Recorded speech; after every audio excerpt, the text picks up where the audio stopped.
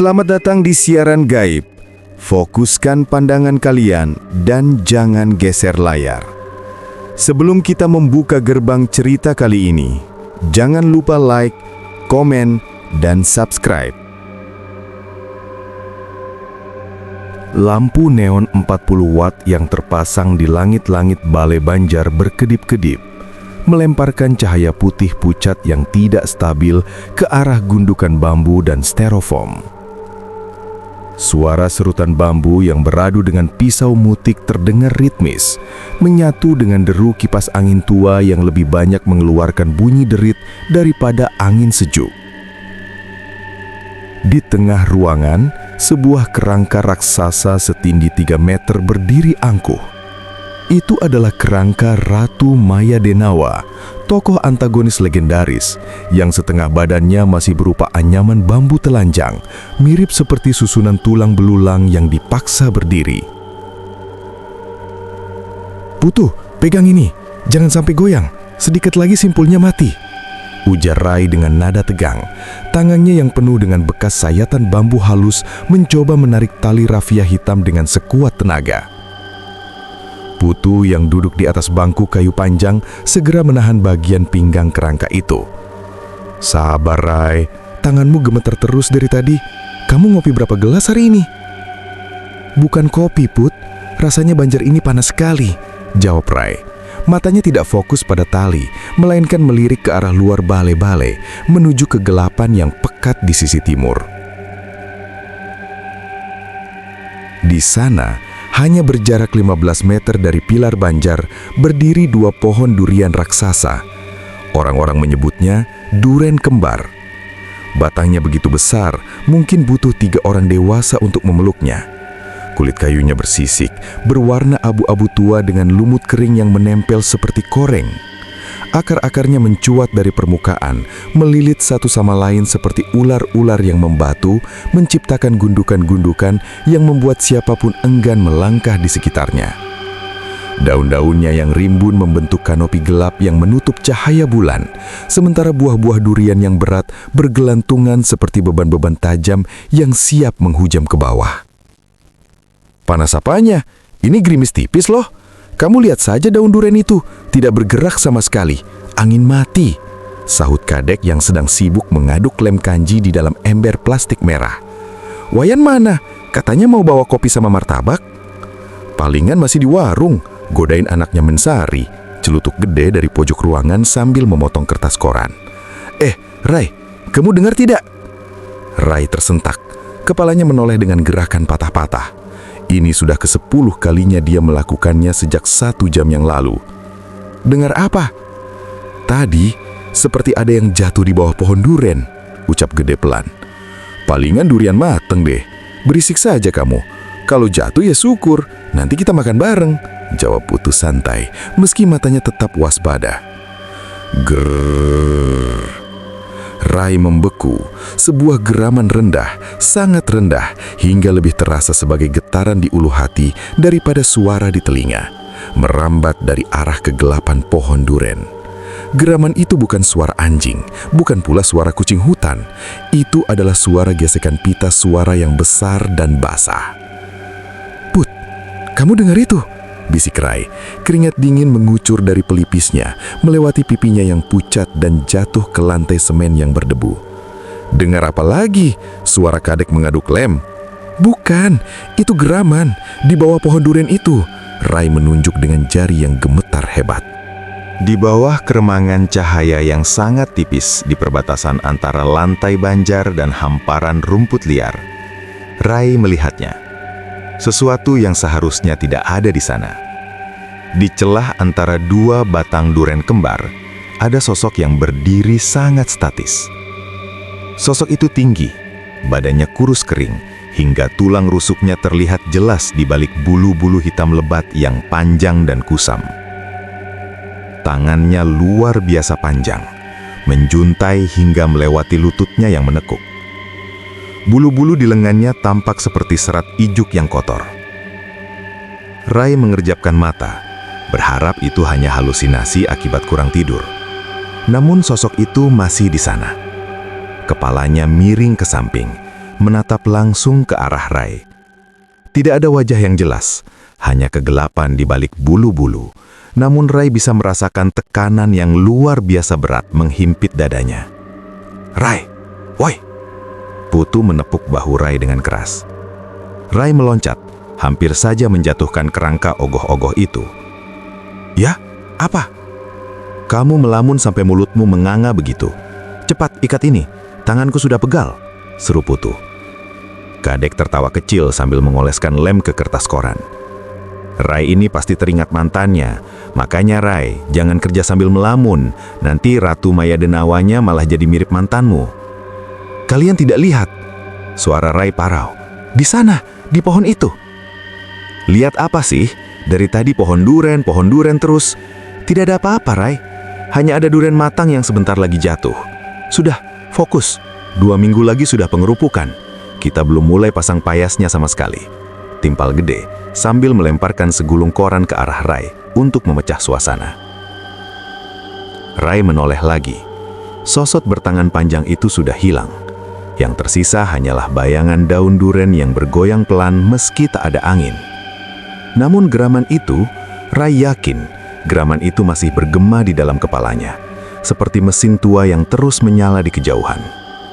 Jam dinding di Balai Banjar menunjukkan pukul 00.15. Suasana desa sudah mati total. Jalanan di depan Banjar yang biasanya dilewati sepeda motor kini hanya menyisakan sunyi yang ganjil. Bau karbit yang tajam menusuk hidung, bercampur dengan aroma lem kanji yang mulai asam. Di atas meja kayu, sisa-sisa rokok menumpuk di dalam asbak seng, mengepulkan asap tipis yang menari-nari di bawah lampu neon. "Wayan lama sekali ya, perutku sudah bunyi," keluh Kadek. Dia meletakkan ember lemnya dan merenggangkan punggungnya hingga berbunyi krek. "Mungkin dia sedang bantu Mensari tutup warung," sahut Gede. "Atau mungkin dia takut lewat jalan setapak depan kuburan jam segini." Tiba-tiba, prak. Sebuah kaleng cat yang tertutup rapat di atas meja tiba-tiba jatuh ke lantai semen. Catnya tidak tumpah, tapi suaranya yang nyaring mengejutkan semua orang di Banjar. "Astaga, siapa yang menyenggol?" tanya Putu, matanya berkeliling. "Tidak ada yang dekat meja, Put. Aku di sini, Gede di pojok, kamu sama Rai di tengah," jawab Kadek. Dia mendekat dan mengambil kaleng itu. "Aneh, posisinya tadi agak ke tengah meja, kok bisa jatuh?" "Mungkin ada tikus besar. Banjar ini kan gudang tikus," sahut Gede, meski dia sendiri tampak menelan ludah. Rai tidak menanggapi percakapan itu. Dia berdiri membeku di dekat kerangka ogoh-ogoh itu. Matanya kembali terpaku keluar Banjar. Sejak kaleng itu jatuh, geraman itu kembali lagi. Kali ini lebih jelas. Grrrr. Suaranya seperti orang yang sedang berkumur dengan darah. Rai melihat sosok itu lagi. Sekarang ia berada lebih dekat, tidak lagi di antara 2 pohon duren, melainkan sudah berdiri di tepi jalan setapak yang menuju ke Balai Banjar. Sosok kurus bertangan panjang itu berdiri di bawah bayanan lampu jalan yang redup. Bulu-bulu hitamnya tampak basah, seolah-olah baru saja keluar dari rawa. Tangan panjangnya sesekali bergerak, jemarinya yang runcing menggaruk-garuk batang pohon perindang di pinggir jalan dengan gerakan perlahan. "Dia makin dekat," bisik Rai lirih. "Siapa yang dekat? Wayan?" tanya Putu sambil mencoba menyesuaikan posisi kepala ogoh-ogoh yang terbuat dari gabus. "Bukan Wayan, itu yang bertangan panjang." Rai menunjuk ke arah jalan. Putu, Kadek, dan Gede serentak menoleh ke arah yang ditunjuk Rai. Mereka hanya melihat jalanan kosong yang basah karena sisa gerimis, permukaan aspal yang hitam mengkilap terkena pantulan lampu, dan jajaran pohon yang diam membisu. "Rai, kamu mulai menakut-nakuti kami ya," suara Gede agak meninggi. "Tidak ada siapa-siapa di sana, kosong." "Sumpah, dia berdiri di sana. Dia menatap kita. Bulunya hitam, tangannya sampai ke tanah," teriak Rai. Suaranya pecah karena ketakutan. Putu berdiri dan berjalan mendekati Rai. Dia memegang kedua bahu temannya itu. "Rai, dengar, kita semua capek. Kamu kurang tidur, matamu sudah merah sekali. Lebih baik kamu istirahat di pojokan dulu. Tidur 1 jam, nanti aku bangunkan. Aku tidak bohong, Put. Kalian tidak dengar geramannya? Kalian tidak dengar bunyi kuku-kukunya menggaruk pohon? Rai mencengkram lengan baju Putu. Dia mau masuk ke sini. Dia tidak suka kita berisik di sini. Dengar apa? Yang ku dengar cuma suara kipas angin ini, jawab Putu sambil menunjuk kipas angin tua itu. Tepat saat Putu mengatakan itu, kipas angin tua itu tiba-tiba mati, bukan karena saklarnya dimatikan, tapi seolah-olah ada sesuatu yang menghentikan putaran baling-balingnya secara paksa. Bunyi deritnya menghilang, menyisakan keheningan yang sangat pekat. Suasana Banjar mendadak menjadi sangat dingin, jenis dingin yang menusuk hingga ke tulang sumsum. Buk! Suara sesuatu yang sangat berat jatuh dari pohon duren kembali terdengar. Kali ini suaranya begitu keras, seolah-olah ada karung beras seberat 100 kilo dilemparkan dari ketinggian. Nah, itu durian jatuh, pasti besar sekali, seru Kadek, mencoba mengalihkan ketegangan. Ayo Gede, kita lihat, lumayan buat teman makan martabak nanti. Jangan keluar, teriak Rai, tapi Kadek dan Gede sudah melangkah menuju tepi Banjar. Mereka berdua menyalakan senter dan mengarahkannya ke bawah pohon duren kembar. Sinar senter membelah kegelapan, menyapu rumput-rumput liar dan akar-akar besar yang melilit. Rai berdiri di belakang Putu, kakinya terasa lemas seperti jeli. Dia melihat sosok itu sekarang berada tepat di belakang Kadek dan Gede, berdiri di antara rimbunnya semak, tapi teman-temannya tetap tidak melihatnya. Sosok itu merunduk, tangan panjangnya bergerak perlahan mendekati kaki Gede. Mana? Tidak ada duriannya. Suara Gede terdengar kecewa. Rumputnya rata, tidak ada tanda-tanda buah jatuh. Loh, tapi tadi suaranya jelas sekali kan? Masa kita semua salah dengar? Kadek menggaruk kepalanya yang tidak gatal. Tiba-tiba, Kadek tersentak. Dia menarik kakinya dengan cepat. Aduh, kenapa Dek? Tanya Putu dari dalam Banjar. Seperti ada yang mengelus pergelangan kakiku. Dingin sekali, seperti es. Kadek menggosok-gosok kakinya dengan wajah bingung. Mungkin ada ular lewat? Rai melihatnya dengan jelas. Jemari hitam berbulu dari sosok itu baru saja menyentuh kulit Kadek. Sosok itu kini mendongak, menunjukkan bagian wajahnya yang dipenuhi bulu hitam. Dan untuk pertama kalinya, Rai melihat kilatan merah di celah bulu itu. Itu adalah mata. Mata yang penuh dengan kebencian.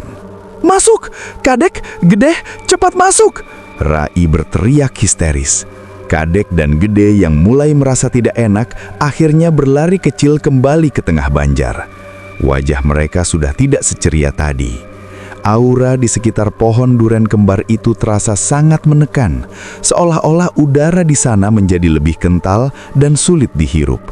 Rai, mending kamu diam dulu, kamu bikin suasana jadi makin seram, keluh Gede sambil mengelap keringat di dahi. Aku cuma ingin kalian selamat, sahut Rai dengan nafas memburu. Dia duduk di lantai, menyandarkan punggungnya pada tiang Banjar yang dingin. Otaknya terus mengulang-ulang suara geraman yang kini terdengar seperti bisikan di dekat telinganya. Di sudut ruangan, ogok-ogok Ratu Mayadenawa yang belum jadi itu tampak seperti sedang mengawasi mereka semua. Mata gabusnya yang belum dicat seolah-olah mengikuti setiap gerak-gerik mereka.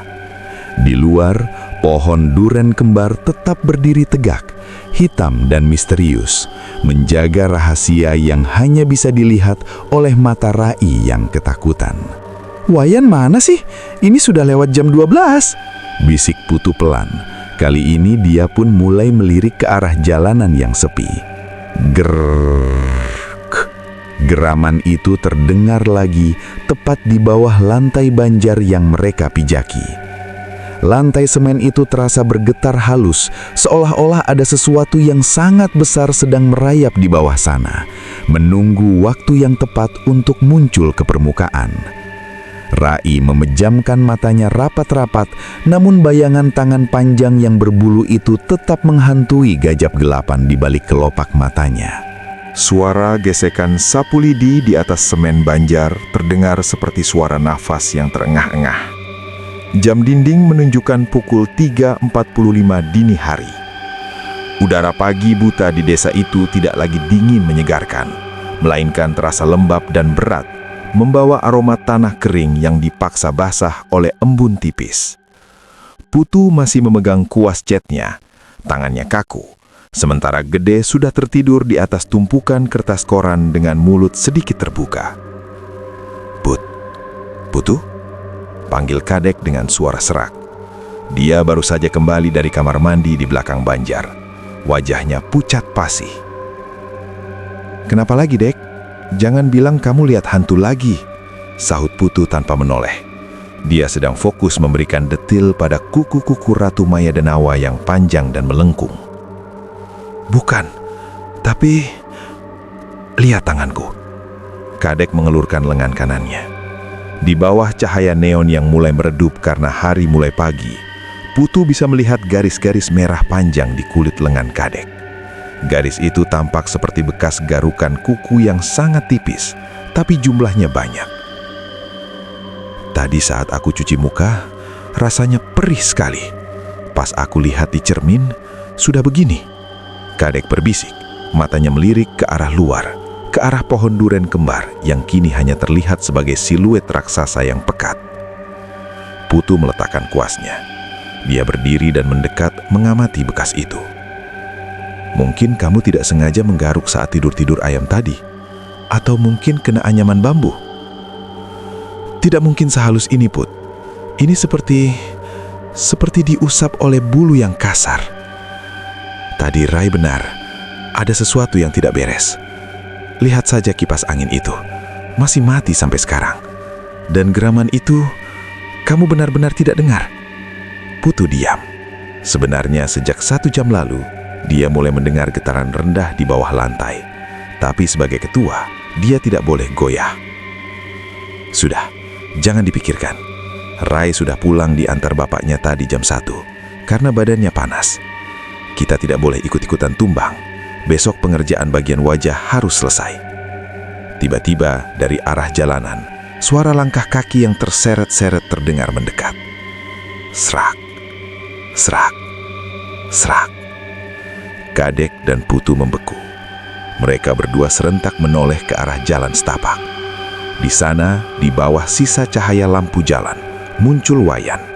Dia membawa bungkusan martabak dan 2 botol besar kopi hitam. Namun ekspresi wajahnya tidak seperti biasanya. Dia tampak linglung. "Wayan, dari mana saja kamu? Kita hampir mati kelaparan," seru Putu mencoba memecah kesunyian. Wayan tidak langsung menjawab. Dia meletakkan bungkusan martabak itu di atas meja dengan tangan yang bergetar. Aku tadi lewat depan pohon durian itu." "Terus, dapat durian runtuh?" tanya Kadek. Wayan menatap Kadek dengan mata yang melotot. "Aku lihat dia. Aku lihat apa yang Rai lihat tadi malam." Putu dan Kadek saling berpandang. Jantung mereka berdegup kencang secara bersamaan. "Maksudmu, sosok hitam itu?" tanya Putu pelan. "Dia tidak di bawah pohon lagi." Wayan berbisik, suaranya gemetar hebat. "Tadi saat aku mau masuk ke banjar, dia sedang bergelantungan di dahan paling bawah duren kembar. Tangannya panjang sekali, menyentuh atap balai banjar kita. Badannya, astaga Put, badannya kurus seperti kerangka, tapi ditutupi bulu hitam yang tebal.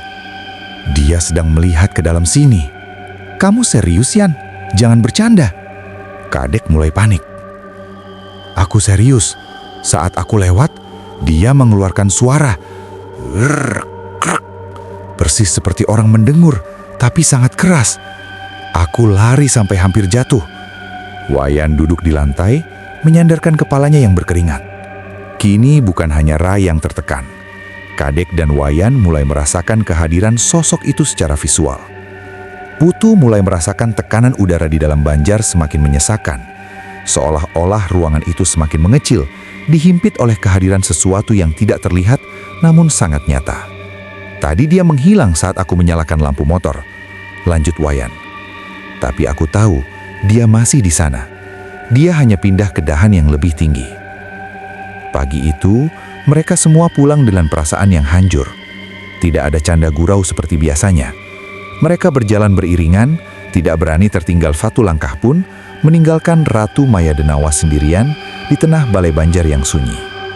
Malam berikutnya, suasana di Balai Banjar jauh lebih suram. Rai benar-benar absen. Kabar dari bapaknya, Rai mengigau sepanjang hari tentang tangan panjang yang meminta duren. Hal itu membuat mental tim pemuda Banjar menciut. Kadek dan Wayan bekerja dalam diam.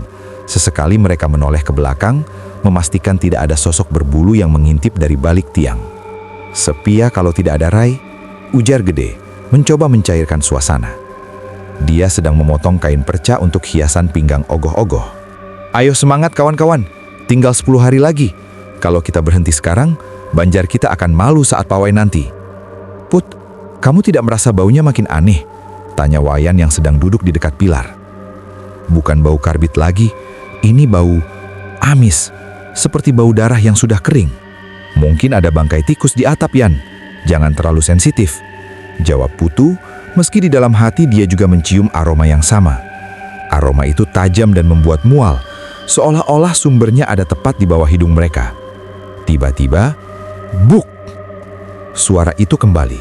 Suara sesuatu yang jatuh dari pohon duren. Namun kali ini suaranya berbeda. Bukan suara benda padat yang menghantam tanah, melainkan suara benda yang agak lunak tapi berat. Dengar itu. Wayan berdiri, memegang pisau mutiknya dengan erat. Sudah biasa, Yan, paling duren jatuh lagi, sahut Gede, meski tangannya berhenti memotong kain. Tapi yang ini suaranya lebih dekat, di pinggir lantai Banjar, bisik Kadek. Karena didorong oleh rasa penasaran dan keinginan untuk membuktikan bahwa itu hanyalah buah durian biasa, Wayan menyambar senter besar milik Banjar. Kadek, ikut aku. Kita lihat, kalau duren kita bawa masuk, kalau bukan kita lari. Kadek ragu-ragu, tapi dia tidak mau tinggal sendirian di tengah Banjar yang gelap. Mereka berdua berjalan perlahan menuju perbatasan lantai semen dan area rumput. Putu dan Gede mengawasi dari kejauhan, berdiri di dekat ogoh-ogoh. Sinar senter Wayan menyapu area di bawah pohon duren kembar. Di sana, di antara akar-akar besar yang menonjol, terlihat sebuah benda bulat berduri. Benar-benar buah durian. Lihat, itu durennya. Besar sekali, seru Kadek merasa sedikit lega. Ketakutannya seolah menguap melihat benda fisik yang masuk akal. Wah, ini duren montong atau apa ya? Kulitnya ada pucat. Wayan mendekat. Dia membungkuk untuk mengambil buah itu. Putu dan Gede mendekat, ikut penasaran. Hati-hati, Yan, tajam itu. Wayan meraih tangkai buah itu dan mengangkatnya. Namun saat buah itu terangkat dari tanah, Wayan membeku. Tangannya gemetar hebat hingga senter yang dipegangnya terjatuh ke rumput. Namun sinarnya masih menyorot ke arah benda di tangan Wayan. Wayan, kenapa? Tanya Putu. Kadek yang berdiri tepat di samping Wayan tiba-tiba menjerit histeris. Dia jatuh terduduk dan merangkak mundur dengan cepat hingga menabrak tiang Banjar. Itu bukan duren, Yan, buang, buang. Wayan masih diam, wajahnya tertutup bayangan. Perlahan dia memutar benda itu di tangannya ke arah cahaya senter yang tergeletak di tanah. Di tangan Wayan, benda itu memang memiliki duri di bagian belakangnya. Tapi di bagian depan, duri-duri itu berubah menjadi helai-helai rambut yang menggumpal. Dan di balik rambut itu terlihat wajah seorang pria parubaya dengan mata melotot putih tanpa pupil. Kulitnya berwarna abu-abu pucat, persis seperti kulit kayu pohon duren kembar. Mulutnya menganga lebar, menunjukkan lidah yang terpotong dan berulat. Itu bukan buah durian.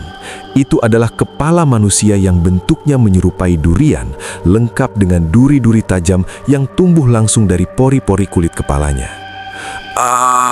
Wayan akhirnya tersadar dan melempar benda itu sekuat tenaga ke arah kegelapan pohon duren. Grrrr, grrrr. Geraman keras terdengar dari atas pohon, diikuti oleh suara tawa parau yang sangat panjang. Sesosok makhluk bertangan panjang tiba-tiba terjun dari dahan pohon, mendarat tepat di tempat benda itu dilemparkan.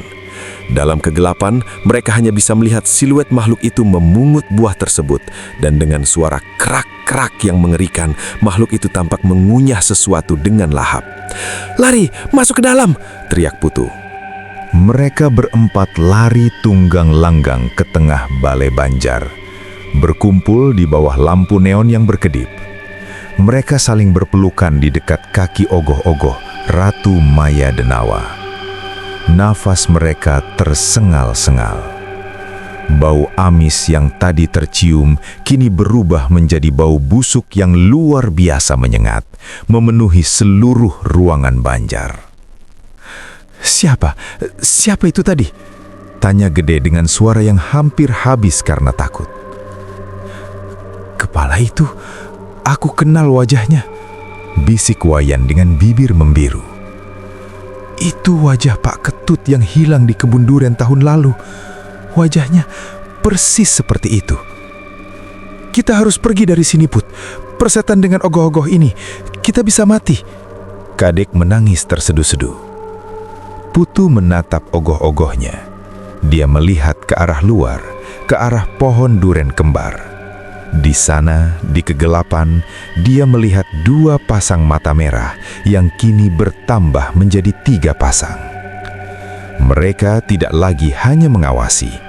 Mereka sedang menunggu saat yang tepat untuk masuk ke dalam lingkaran cahaya neon Banjar. "Jangan menoleh ke belakang, Put," bisik Putu pada teman-temannya. "Fokus pada apa yang ada di depan kalian. Jangan lihat ke arah pohon itu lagi. Jangan sekali-kali melihat." Namun di atas mereka, di langit-langit Banjar, suara kuku-kuku yang menggaruk kayu terdengar semakin jelas. Makhluk bertangan panjang itu sudah tidak lagi di pohon. Ia sudah berada di atas kepala mereka, merayap di sela-sela atap Banjar dengan posisi terbalik. Bulu-bulu hitamnya menjuntai turun seperti benang-benang kematian yang siap menjerat leher siapapun yang berani mendongak ke atas. Duren kembar, sumpah di bawah pohon tua. Debu setebal 1 mm telah menyelimuti permukaan meja kayu dan lantai balai Banjar.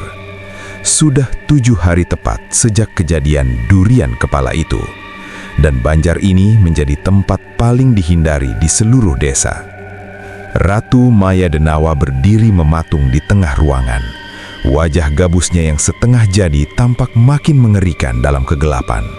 Seolah-olah ia merasa dikhianati karena ditinggalkan oleh para penciptanya. "Tidak bisa begini, Putu. Banjar kita akan jadi bahan tertawaan sekecamatan kalau sampai tidak ada ogoh-ogoh yang keluar." Suara Jero Kelihan Adat terdengar berat dan tegas. Beliau berdiri di depan balai Banjar bersama Putu, Wayan, Kadek, dan Gede yang semuanya tertunduk lesu.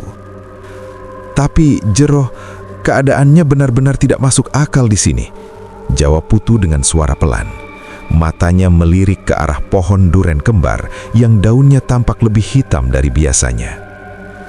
"Rai saja sampai sekarang masih linglung, sering bicara sendiri di kamarnya." "Saya tahu, saya sudah dengar ceritanya. Tapi tradisi tetaplah tradisi. Pengerupukan tinggal 3 hari lagi. Kalian punya waktu 72 jam untuk menyelesaikan bagian payas dan pengecatan. Saya akan minta Jero Mangku untuk memercikan tirta pembersihan di sini sore ini. Kalian harus berani." "3 hari? Itu hampir mustahil, Jero," seru Gede dengan wajah cemas. "Kulitnya belum dihaluskan, cat dasar saja belum kering sempurna." "Tidak ada kata mustahil kalau kalian bersatu. Kadek, Wayan, kalian bantu Putu. Saya akan kirim beberapa pemuda senior untuk menemani kalian bergadang supaya suasana tidak sepi. Bagaimana?" Kadek dan Wayan saling pandang. Ketakutan itu masih ada, mengendap seperti lumpur di dasar hati mereka. Namun harga diri Banjar adalah taruhan yang besar di Bali. "Baik Jero, kami akan usahakan," jawab Putu akhirnya. Sore itu setelah Jero Mangku menghaturkan canang sari dan memercikan tirta ke seluruh penjuru Banjar, suasana terasa sedikit lebih ringan. Namun bagi Rai yang akhirnya dipaksa ikut, meski wajahnya masih pucat, rasa berat itu tidak hilang. "Rai, kamu oke?" Tanya Wayan saat mereka mulai mengamplas bagian dada ogoh-ogoh. Kalau tidak kuat, kamu duduk saja, bantu potong kertas. Geramannya masih ada, Yan, bisik Rai. Matanya tetap fokus pada amplas, tapi tangannya gemetar. Dia tidak pergi karena air suci. Dia hanya bersembunyi di balik bayangan duren itu. Dia menunggu kita lengah lagi. Sudah Rai, jangan mulai lagi. Kita bersepakat untuk tenang malam ini, sahut Putu dari atas tangga. Gede, ambilkan kaleng cat warna merah darah itu. Kita harus selesaikan bagian mulut malam ini juga. Ini Put, hati-hati, kalengnya agak licin. Gede menyodorkan kaleng cat. Malam pertama dari 3 hari terakhir dimulai. Suasana Balai Banjar kembali ramai dengan kehadiran 5 pemuda senior tambahan. Suara tawa dipaksakan terdengar di sana-sini untuk mengusir sunyi. Namun setiap kali suara bok terdengar dari pohon duren, semua orang akan terdiam selama beberapa detik sebelum kembali berpura-pura sibuk. Put, lihat, bisik Kadek tiba-tiba pada jam 2 pagi. Putu menoleh. Di atas meja kerja, sebuah pisau mutik yang tadi diletakkan terlentang, kini berdiri tegak di atas ujung tajamnya. Pisau itu berputar pelan seperti gasing, tanpa ada yang menyentuh. Abaikan, hanya getaran lantai. Perintah Putu dengan suara tegas, meski keringat dingin mulai membasahi punggungnya. Fokus ke ogoh-ogoh, jangan ada yang menoleh ke meja. Rai menunduk dalam-dalam. Di matanya dia melihat sesuatu yang tidak dilihat orang lain. Sosok bertangan panjang itu sekarang tidak lagi di pohon. Dia sedang berjongkok di atas tiang banjar tepat di atas kepala mereka semua. Makhluk itu kurus kering. Bulu-bulu hitamnya menjuntai turun seperti tirai busuk. Tangan panjangnya sesekali turun, seolah-olah ingin membelai rambut Putu yang sedang sibuk mengecat. Krrrr. Geraman itu kembali, beradu dengan suara musik radio yang sengaja diputar keras-keras. Rai mencengkram lututnya, berusaha menahan teriakannya agar tidak meledak di tengah banjar. Hari pengerupukan tiba. Matahari terbenam dengan warna jingga yang tampak seperti api di ufuk barat. Ogoh-ogoh Ratu Maya Denawa akhirnya selesai. Sosoknya tampak sangat hidup, mungkin terlalu hidup. Matanya yang merah menyala, seolah-olah benar-benar menyimpan nyawa, dan kuku-kukunya yang panjang tampak siap merobek siapapun yang mendekat. Pawai berlangsung meriah. Suara gamelan bele ganjur bertalu-talu, memecah kesunyian desa. Namun saat ogoh-ogoh Banjar itu melewati pohon duren kembar untuk diarak menuju Catus Patah, perempatan desa, sebuah kejadian aneh terjadi. Ban tumpuan kayu ogoh-ogoh itu tiba-tiba menjadi sangat berat. 16 pemuda yang memikulnya sampai harus mengerang kesakitan, seolah-olah mereka sedang memikul gunung. "Kenapa berat sekali? Ayo angkat!" teriak Putu di depan. "Put, di atas kepala ogoh-ogoh!" teriak Rai yang ikut memikul di barisan belakang. Baik Jero, kami akan usahakan, jawab Putu akhirnya. Sore itu setelah Jero Mangku menghaturkan Canang Sari dan memercikan tirta ke seluruh penjuru Banjar, suasana terasa sedikit lebih ringan. Namun, bagi Rai yang akhirnya dipaksa ikut, meski wajahnya masih pucat, rasa berat itu tidak hilang. "Rai, kamu oke?" tanya Wayan saat mereka mulai mengamplas bagian dada ogoh-ogoh. "Kalau tidak kuat, kamu duduk saja, bantu potong kertas." "Geramannya masih ada, Yan," bisik Rai. Matanya tetap fokus pada amplas, tapi tangannya gemetar. Dia tidak pergi karena air suci. Dia hanya bersembunyi di balik bayangan duren itu. Dia menunggu kita lengah lagi. "Sudah, Rai, jangan mulai lagi. Kita bersepakat untuk tenang malam ini," sahut Putu dari atas tangga. "Gede, ambilkan kaleng cat warna merah darah itu. Kita harus selesaikan bagian mulut malam ini juga. Ini Put, hati-hati, kalengnya agak licin." Gede menyodorkan kaleng cat. Malam pertama dari 3 hari terakhir dimulai. Suasana Balai Banjar kembali ramai dengan kehadiran 5 pemuda senior tambahan. Suara tawa dipaksakan terdengar di sana-sini untuk mengusir sunyi. Namun setiap kali suara buk terdengar dari pohon duren, semua orang akan terdiam selama beberapa detik sebelum kembali berpura-pura sibuk. "Put, lihat!" bisik Kadek tiba-tiba pada Putu. Putu menoleh. Di atas meja kerja, sebuah pisau mutik yang tadi diletakkan terlentang kini berdiri tegak di atas ujung tajamnya. Pisau itu berputar pelan seperti gasing tanpa ada yang menyentuh. Abaikan, hanya getaran lantai. Perintah Putu dengan suara tegas meski keringat dingin mulai membasahi punggungnya. Fokus ke ogoh-ogoh, jangan ada yang menoleh ke meja. Rai menunduk dalam-dalam. Di matanya, dia melihat sesuatu yang tidak dilihat orang lain. Sosok bertangan panjang itu sekarang tidak lagi di pohon. Dia sedang berjongkok di atas tiang banjar, tepat di atas kepala mereka semua. Makhluk itu kurus kering, bulu-bulu hitamnya menjuntai turun seperti tirai busuk. Tangan panjangnya sesekali turun, seolah-olah ingin membelai rambut Putu yang sedang sibuk mengecat. Krrrr, krrrr. Geraman itu kembali, beradu dengan suara musik radio yang sengaja diputar keras-keras. Rai mencengkram lututnya, berusaha menahan teriakannya agar tidak meledak di tengah banjar. Hari pengerupukan tiba. Matahari terbenam dengan warna jingga yang tampak seperti api di ufuk barat. Ogoh-ogoh Ratu Maya Denawa akhirnya selesai.